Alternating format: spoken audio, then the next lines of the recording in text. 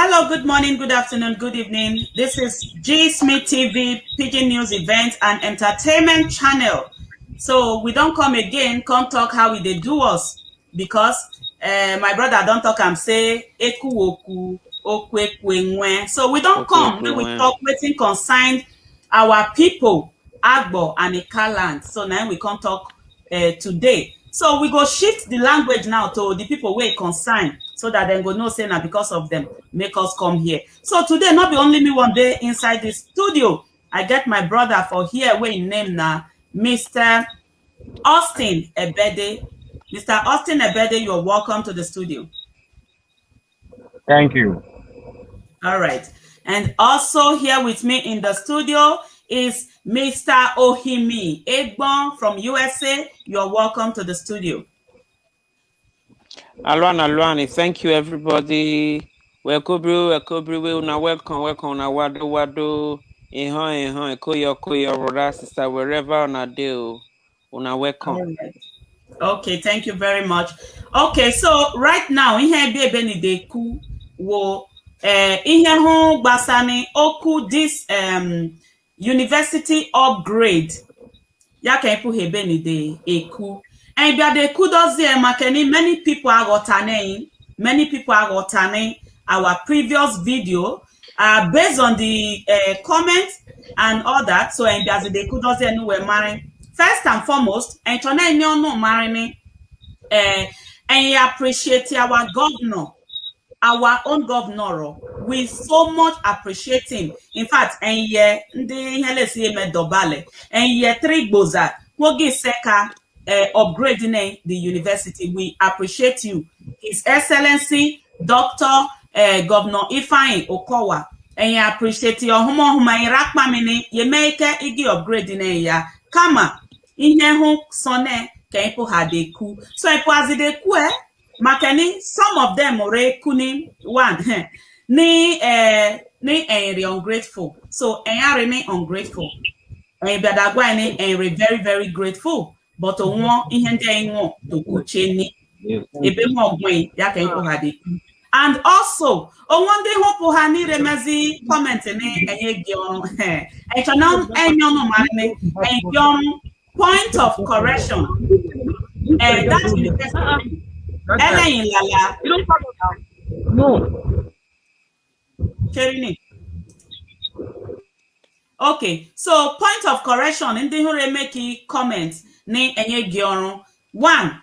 Ọnụ ka ị na-alụ na elere alụ na enweghị enem la law the gender university one nwa m alala ni the gender university so enra fight oriri mma nke enyi lechari nke aleka makeni ndị ke jene wepụ ha enwe ha wezigbo ọrụ ọkasu enyile ọkabana enyile uru so ya ha egepụ ha so now over to nwenenyi egbon n'okulu aizekere before Abanchani the main thing. Egbon, allow.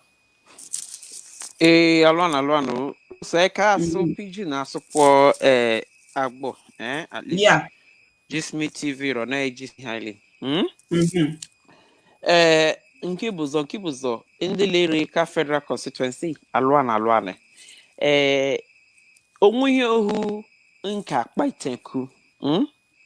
Ihe we munye asi we mi beya. Egeko kwono ale ni ihe ori gara na-eri wagite ishie ihwanu no ndiri eku n'okwu efa ni we gwan efa ho no agun na efa ho no we gwan efa ho no agun na efa ho omunye mu we jun le ho won University of Education ya ka jo won yo ya hundi o menu we nwokwa we nweri ale kali agbo ale ka Federal Constituency ale agbo where at where he went, where at where went to. And on one area po a Facebook de ezuzuzileni. Nzuro. Yele one big man. Yele one big man.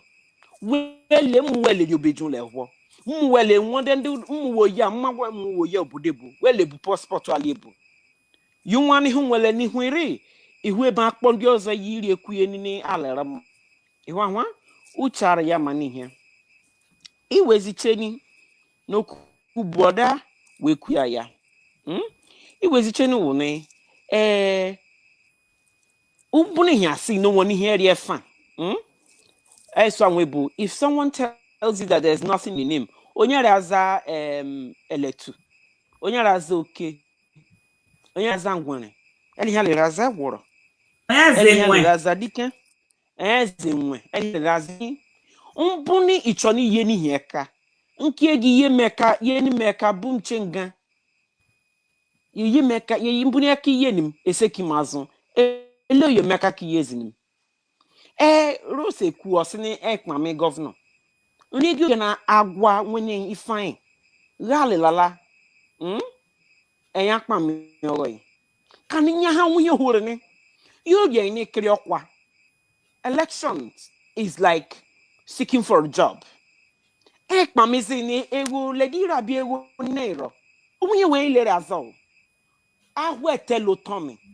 Ahwete lotomi. Eyan hwele governor. Okeke agwo bia lama. Kani lakoni isiburu ocholo. Iru olo wani himen mune hwerile an. Ni beye mune ni roka. O iye wofe roka. We gimeza kauntie. Ahon ni him. Menwe. Yewe the science technology. Yewe yendi aleozo. Yewe the science management. Yewe yendi aleozo. Yewe education we teacher can atano. Omdia we kumani university can therefore wole. Ndia hu kuna ile dene. Kendi dene le weli. Onwonye nwaje university of education. Nwaje university of education. Enwan le kunu okun, Ejangwa mo le wo. At least way back for first degree woman. Iwa Hunjele education. Ke people ya tunu went to. Ondia wulo le rapport Facebook da bokeke nyi eku. Atokpakpa sonye lene kishawa oku na ekwe. Umundi okeke ileri ka federal constituency. Onye kono mani. Onye memuwe election school Nigeria. Onye memuwe election school agbo. Nwoko we election school agbo. University nwoko wa jenri agbo. University nwoko lori jenri agbo. Abi university mu Cairo. Onye elehun kwere jen. Anis ndị nasi wa politician ezuzu ọnụ ezuzu esin. Ọnụ kọ ikatọrọ. Rose na okwu boda weku ya. All right, ohoma. So enchoni nwene ino buchonu ime okun. So nwene Austin ihe nwa ipu ebe ni de ku makeni the difference remain ni university no education ya graduate yewe BSc education le yewe normal BSc elehun kiro meni ya ka mpa elehun kiro meni ya re open for you to run ndị akpọ ekele m ọzọ. Alo. Ebelebe n'ọrụ ma. Isel. Rose akpamizi maka program ọnụ. Alo. Ejikwa kere arụ osogbe ka gọzi. Isel. Ihe mma na-ehụ ime efa ego ihe arịka mma. Manager ụlọ ewu manager ụlọ ewu education. Ala na-esi na education arị mma o. University that is open. The name reopen. Can also for faculty of education in one faculty of science, one faculty of technology. Already open for everybody. Although many is in a university of education, education also carry around and all of ma.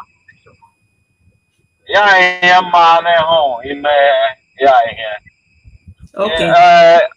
Ono ihe ndị agboili sọpụzi bụ ọnụche edu eku okuni. I'm very grateful I upgrade school to university for us in Agbo. So ya kunye mene, ya su emene ọzọ. Eziokuro.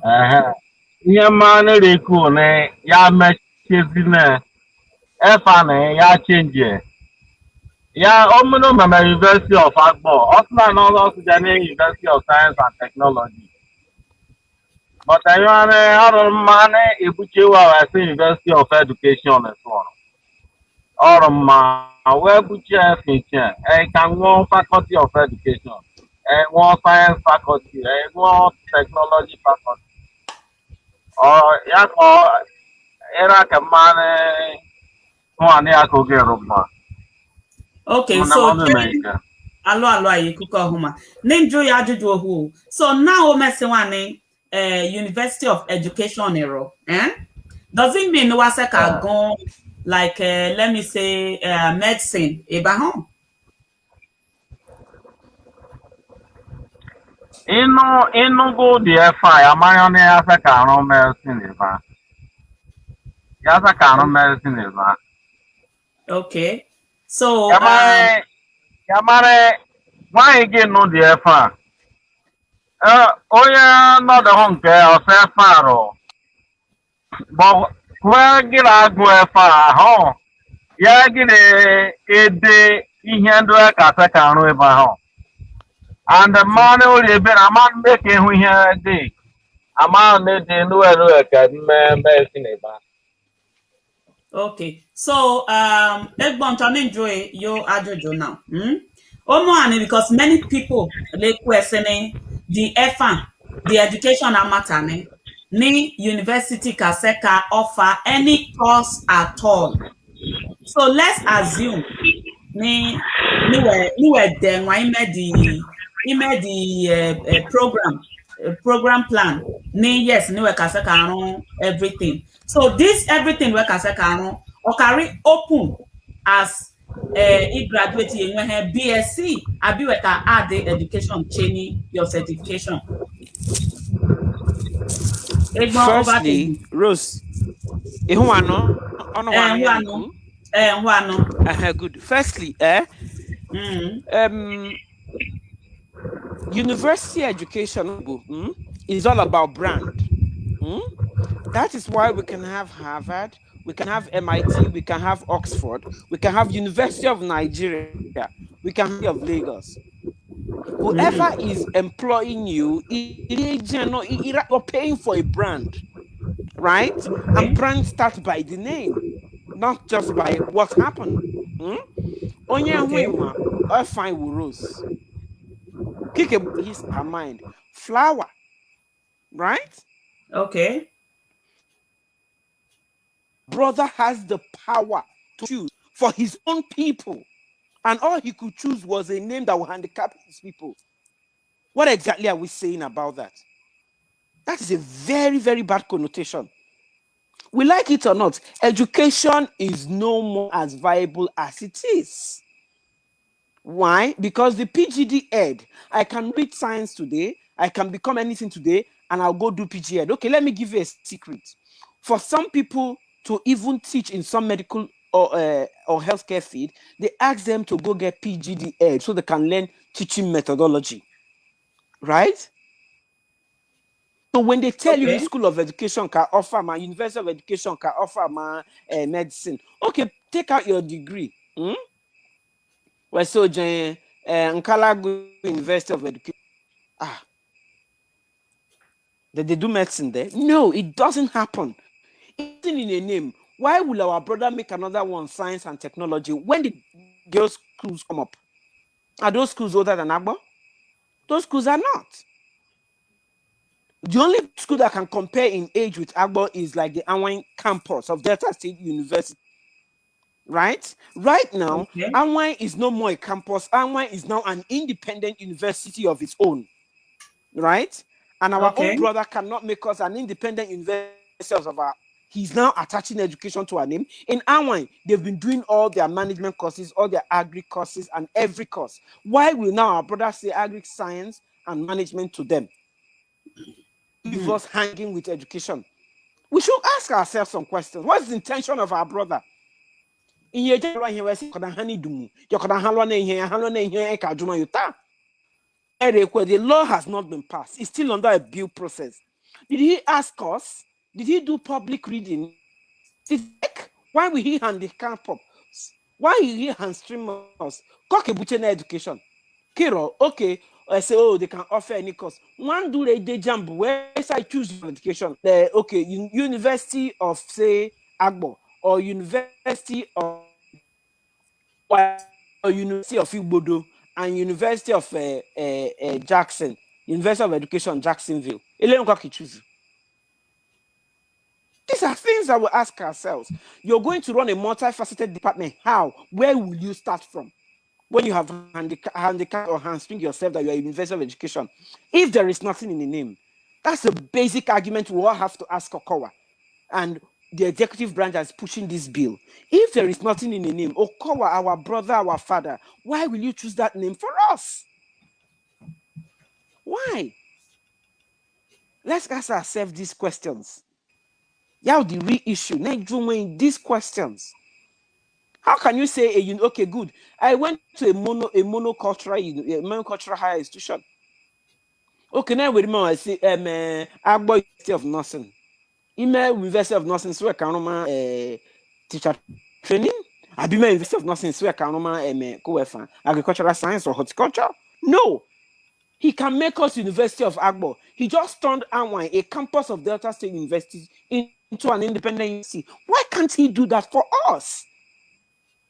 Okay. This is our brother. He will come back home when he's done with politics, even if he's at age 100 or 95, because I want him to live long and in good health, to see that actions have consequences. And the consequence is the future of the generation of Ndi Reale Agbo, Aleka Federal Constituency. So he should think about it. Okay. So, I want somebody Ekiti made a college of education, a school of science, technology, and education. What is hamstringing our own brother? University of Education only. What is there to add science and technology? And our big men, what are you people telling Okowa? Are you put defense thing? What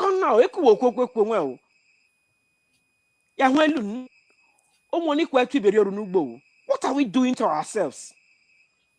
A governor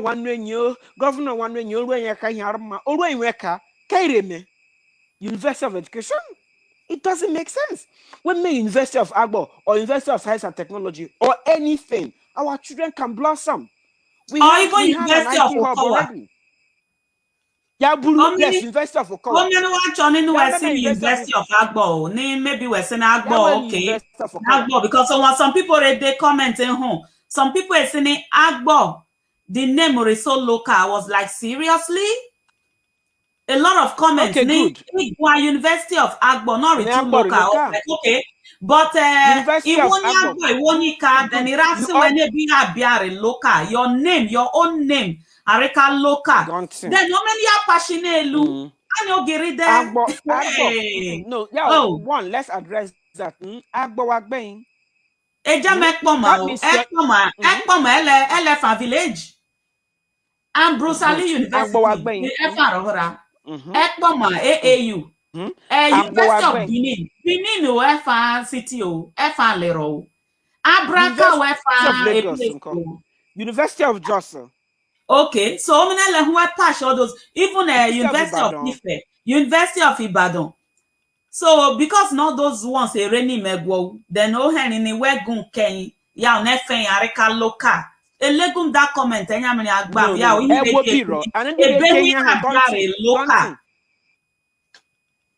be ndi de hia ho wajojo iwe agbo ya giwe abi wo are they angry at Agbo or they are angry at themselves? Let's be clear. Sorry to cut you when those are the people messing. If those are the people when say, oh, I'm not from Agbo. What are you saying? Or I'm not from, I don't speak Ika.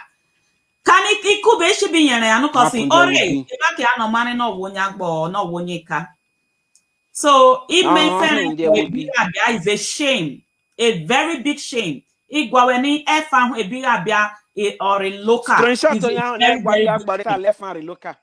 Yes, it's a very big shame. Okay.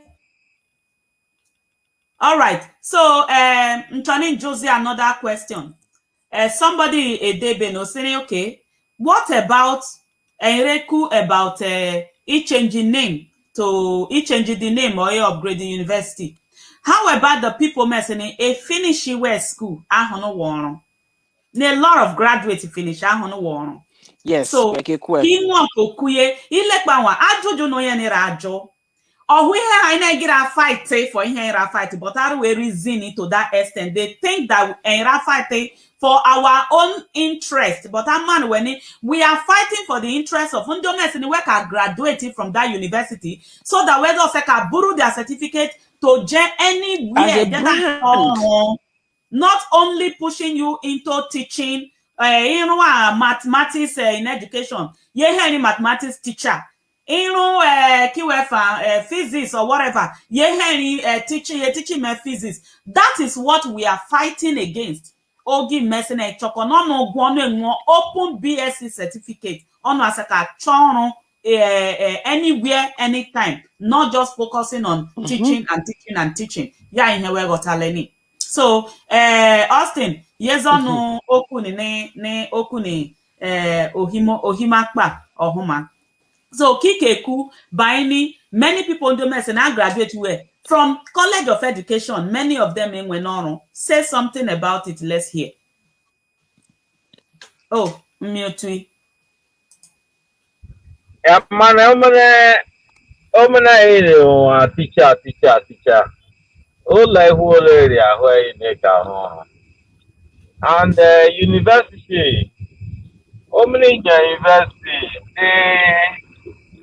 ego science or technological courses. When you chokoro yaruma university ije onye university da computer science. Opua oromanke. Maybe ya chokoro ya lode wa high in Yazaka high anyway program. Thanks many friends so many coding the one where I anything in job. Why they need program ya cool but actually where your employment. When you are there, I boss way to the corner ka the channel. It's an education or like boss to the corner. Yeah, I am man him here. Oh, Furune, Memawane, Fane, Ore open. No more open. Education faculty Karima, every other faculty women. Oh, yeah, sure, or go. It's an education, yeah, education on software. I want to. Oh, yeah, that's no own here in my farm. All money here. Yeah, I am man. All right. So, Egbon, you all know concerning this one. The person or the very vital question, and like that question of Humaya and lay emphasis on it. So, on the whole finish one school, I only one. You know about. Okay. Alwan, and they finish one. Firstly, they are becoming advancements in the world is making a lot of industries irrelevant. Let's remember that.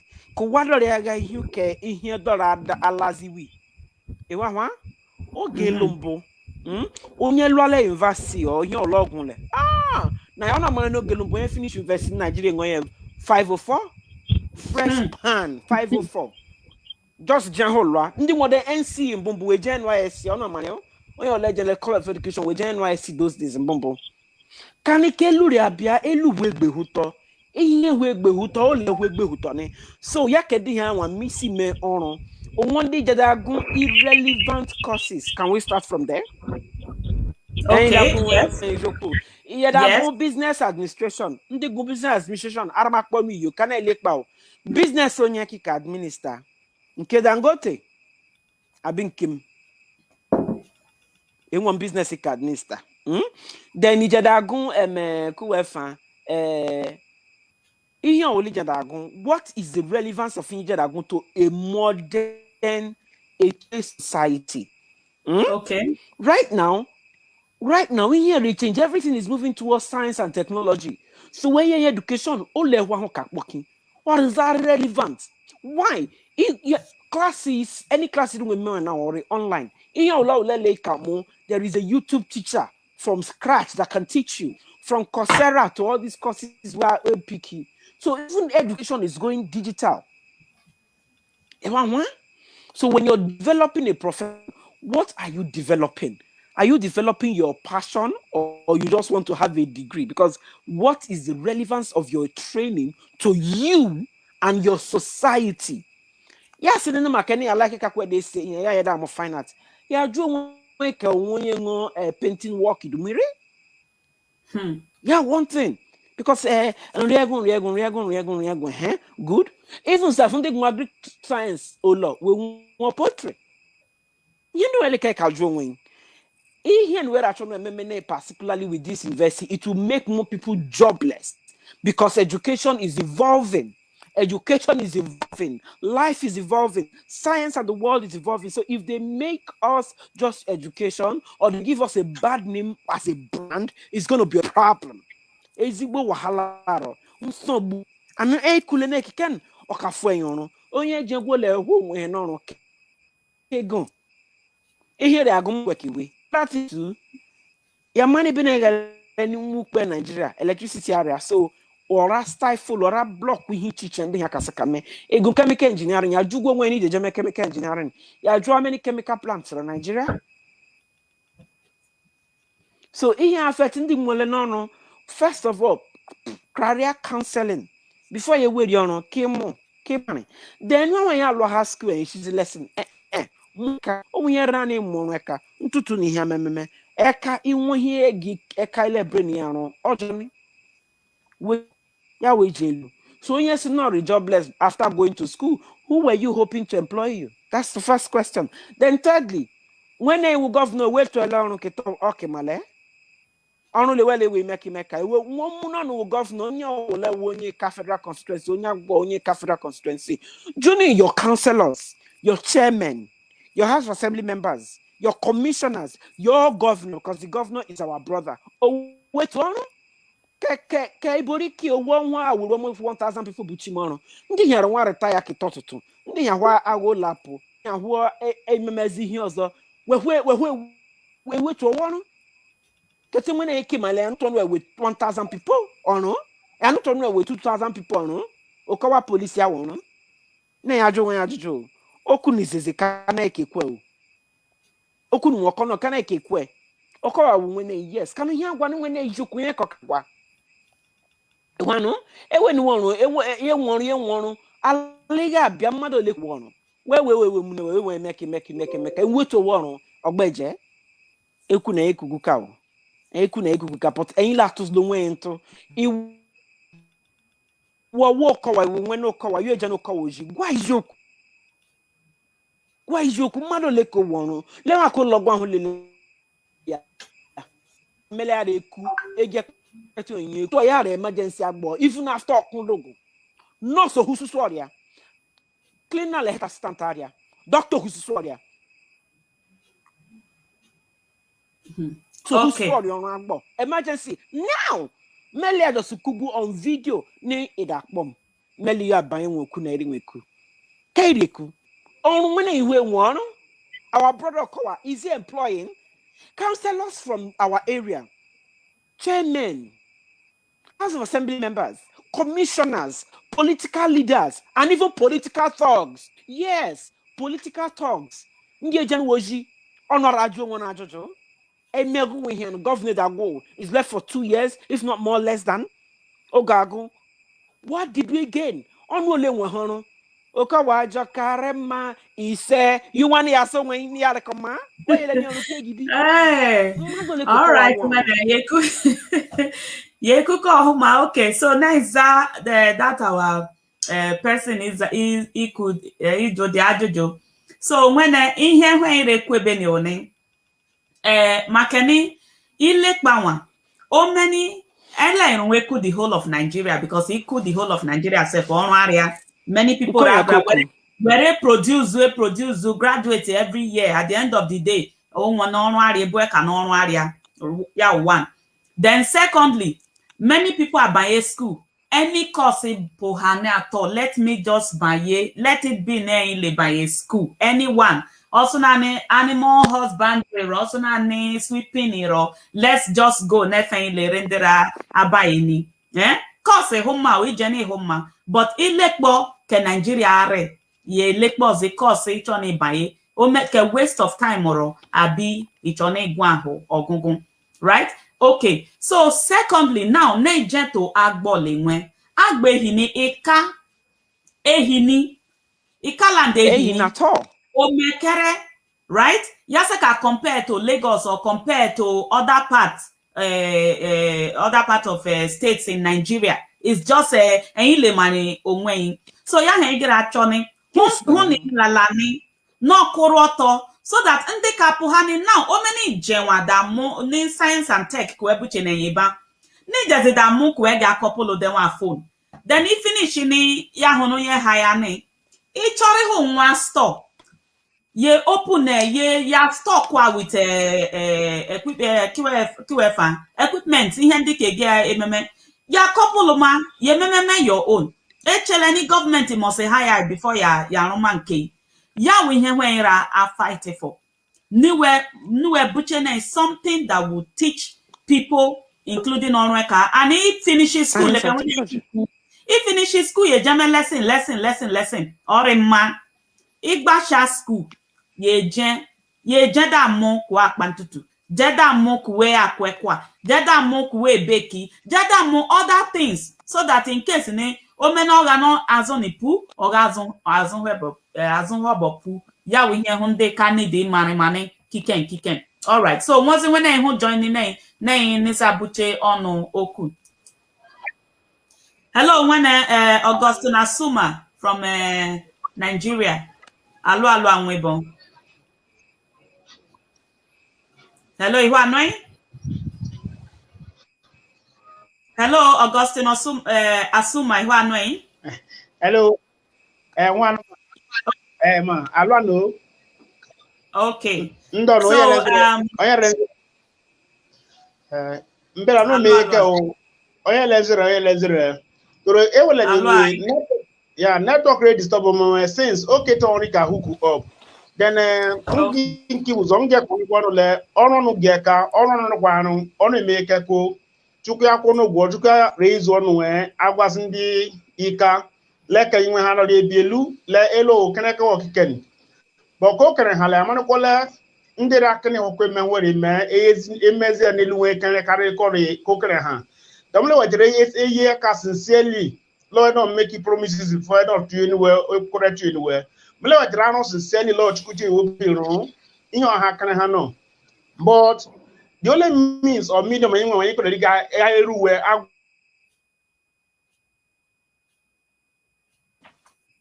Okay, so our Eleni, okay, can we hear some?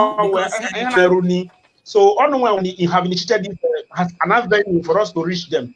And though no one American they contain or only collateral interested they to look up to these things. But they in of many where they might work with the anywhere, nowhere as you were. So I want to can measure in Melway. Honey, I will continue to appreciate them. We know they cannot solve all the problems, but instead of adding to the problem, or come on, what happened? Can't we add the HLE? So because whether they add the hero or a document job. Then the most recent one now, where you go for upgrade the qualification to university. Most recently, everyone gives on note to this program, and Yankee is so pleased with it. Not before network no reach little on my side. Nga book or nga the kuzi on Kubushin, but I'm not going the only comment, the only Juarika Joe or government of the day, Even Okolewa kitchen, our various government of the states, no government since 2015, particularly the state government since 2015, may not have been able to engage up to 100 teachers. For the whole of 6 years they have been in office, they may not have been able to engage up to 100 teachers, which is average of less than 20 in a whole year. Then obviously the weather college or University of Education, if it's not able to employ up to 20 in a whole year, how then would it be able to guarantee that the thousands of students that will be graduating from that university, how would you be able to guarantee that they will be employed? And they will not be able to... Sorry to cut you, Cherigo. Oku nireku is very important, and esileni ichoniku doesn't want ekugo, and ichoniku chari him what oku. Also, anaghị ekwugwa because when like ịbịa n'ebe okwu okwu ekwenwe and erigo ala tọgwa ya ka ịbịa n'ebe so kwuchara ya and echọna ya ahụ ihu onye rekuni oya continue ndị ọjọọ ọkpa.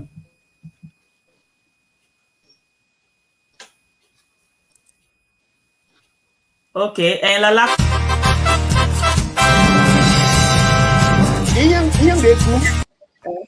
na-ekwu nrege ekwu okwu lehu onye kene iwe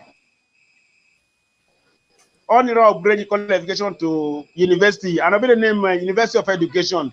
Nsini otemeyekao, but the implication or the only problem right now that will be basically for teachers. That is training people that will be able to teach or lecture in other schools.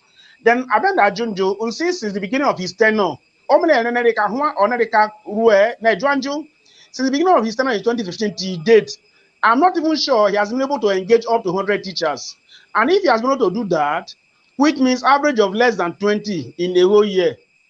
So if that is as small as he has been able to engage or do in a whole year, average of 20 in a year, if he's able to train up to 3,000 or graduate 3,000 or 2,000 nana a year, every year, then where would they be able to employ them? Where would they work? So this one may end up not adding value to the system. So it's not the question of going to school, or or at the end of your education, 6 years or 5 years plus your youth service, you are not gainfully employed. Then it's a burden to your parents. Then you have to ask Baba machine. I don't want now. You get many graduates. Graduate go have machine Elozo. Ndị ọhụrụ wọrị agba machine, ndị ọhụrụ agba machine, ndị ọhụrụ enyi keke, ndị ọhụrụ go back to the farm. Ugbo were agba n'ọsọ. What is the difference between them when they go to school 6 years or 5 years? Abia azụ ọba arụmugbo ndị alashi imidu dị jiri arụmugbo. So ote ime kekpo ọhụrụ nwe that initiative no year university, but we need a better one than this college University of Education. So normally America couldn't or America reach through any million whatsoever. Let them put this question across to him. Omeka could never but we want something, a more conventional university. So that what they can graduate people as they can add value to life. They will live an independent life instead of living dependently on their parents or those that have been able to train them in the school. So I can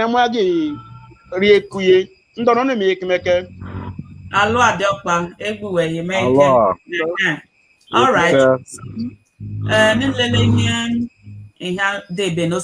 Choosing courses before or even presently used to be area of interest and profession. One we gladly work in after studies. How then can these preferences be changed to equate desires and happiness in our profession? All right. So our viewers on America, opinion or no, because many people are thinking we just want a University of Agbo. No, not just that Agbo in question. Any name at all, provided with education. Also, we make a University of Okowa or University of Agbo. Or University of Eka, or University of whatever name which on we butcher and chonu we weapon the education, so that even the faculty we can seka meme educational courses as well. So on what when I get explain it the other time, see easy need the mineral right? Now, mineral could be Coke, could be Fanta, could be Sprite, could be 7-Up, could be whatever it is. Well, the channel under the mineral. But I'm saying need the Fanta. Now, unlimited chop.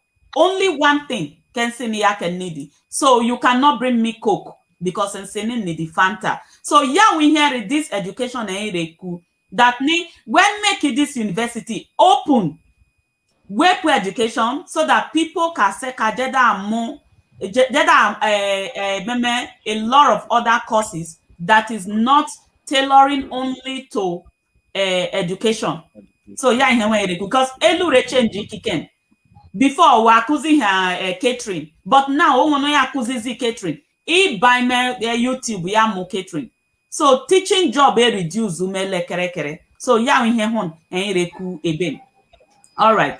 So now let's hear another person in the eben. See, how about naming this the school Ika University or University of Ika? Okay, when in faith generation ministry aka Kingdom Power Life.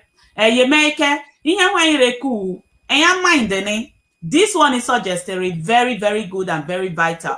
And mind the name whichever name work buche what we are after. Ihe when we after oni we were wepo education in the university name.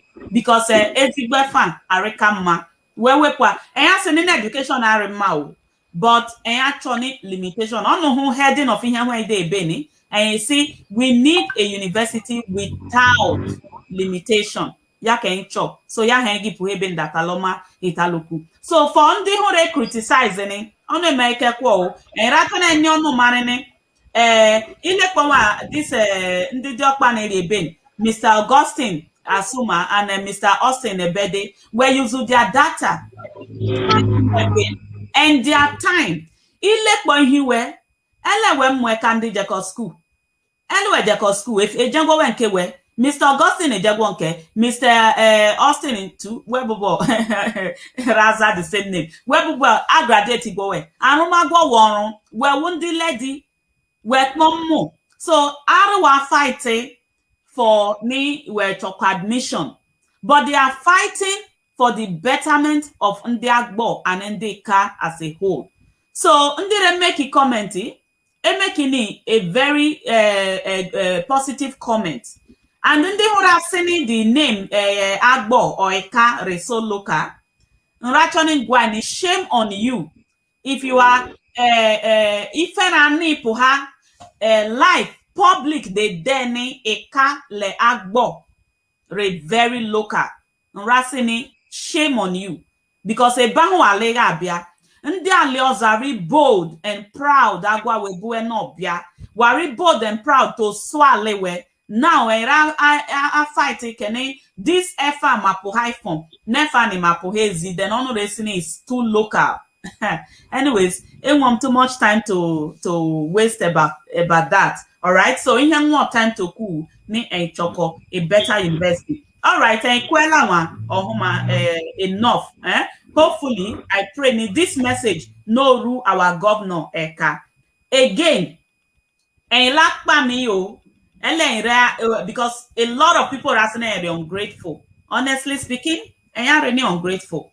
And Rajai, Rakpame, ye make and Nidida University, ye make Kama. We say what doing is what doing well. So yeah, we need university. I'm not sure it is something very hard to do, changing the name, removing education. Or Austin, what's your opinion? Kill your opinion in this. Do you think in Iwepu education and add another name? You think it's something hard for our governor to do?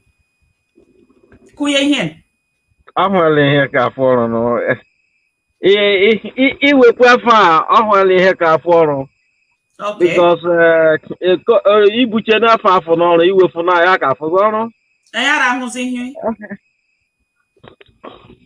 ihu ahụ ihu yes si iwefu ibuche afọ afọ n'ọrụ so iwefu na afọ ka ọrụ. All right. Hotel Abuche, university in the Nogodani over 50 years. We change FAW off and on. ọnụ wee jọsị mmemme hụ ya ka afụzọ ọrụ ichenji na ya ọfụ n'ọrụ ichenji efe a Okay. erarịa ya dodo ya chenji dị efe a ya chenji efe a na onye mmihie ome ọhụma All right.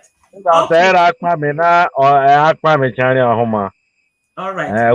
wume kwa ya akpami a n'ume ike kwa ya leka okuma n'iku isi bụzọ so onye kụnye eme na ya sụ eme n'ọzọ era akpami a n'ihe ome na ome ike and at the same time era asa ya mechizine ya change fan ya nke ọzọ rime. All right. Okay. So, all right. Only Michael. Due to technical difficulties, our two of our all right. So another time was saying we and Kabiade Kuchezine. So only make our viewers. Thank you very much for your contribution.